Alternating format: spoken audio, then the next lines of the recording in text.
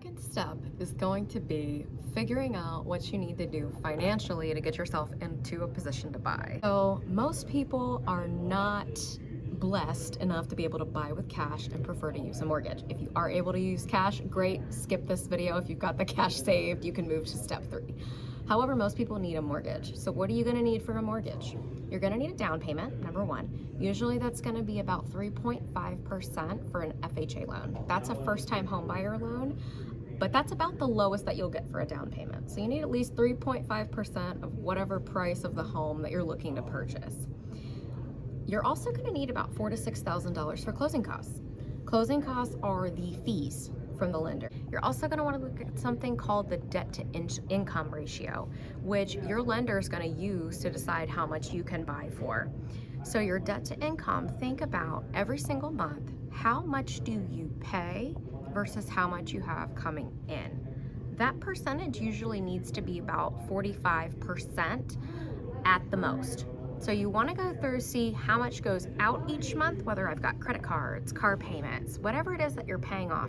Maybe you even have, I have some that are the Afterpay. I don't know if anybody's used those, but that's where you go in and you finance something, whether it's clothing or furniture. Each payment that you have monthly that's connected to a debt, each of those, you need to take that, divide by your income, and that'll get you your debt to income ratio. You want that around a 40% in order to be able to buy. They're also gonna run your credit report. Keep in mind, when they run your credit report, they're looking at different metrics. The mortgage companies actually have a little bit lower credit for you than whatever you're probably used to looking at. I personally use Credit Karma. So if you look at your Credit Karma, your mortgage scores are actually probably about 20 points lower than what you're seeing. So if you are anywhere in the range of low 600s, high 500s, you're gonna wanna get at least into the mid 600s in order to get a loan for a home.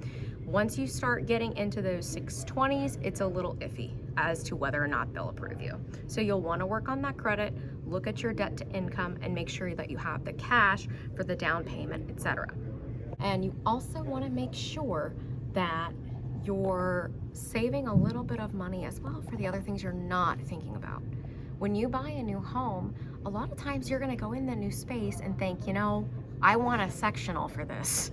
You're gonna go in, you maybe want a bigger TV. So you're gonna wanna set aside a little bit of money for furniture, probably a little bit of money for moving. I'm the type of person, I love to try to pack up a big old truck myself and make my sister help me. But unfortunately, a lot of the time you should probably just pay a moving company to help you with that. So you're gonna have to take care of small things like this. I also want you to keep in mind, a lot of the time, you're gonna wanna like change the locks from the past owner. You don't want people to be able to get in. You're also gonna come in, you're probably gonna think, I hate that light, and now I'm a homeowner. I want a different fan. Each of these things are gonna cost money. Think about, you may have to take care of a lawn. You're gonna need a mower, that's not cheap either. So you're definitely gonna wanna have a good $5,000 on top of everything else. So A, you wanna have some cash saved up, and B, you're gonna wanna make sure that your credit, your debt to income is good to go. And then once you start getting closer to that point where you have enough money saved up, we're gonna get you connected with a lender.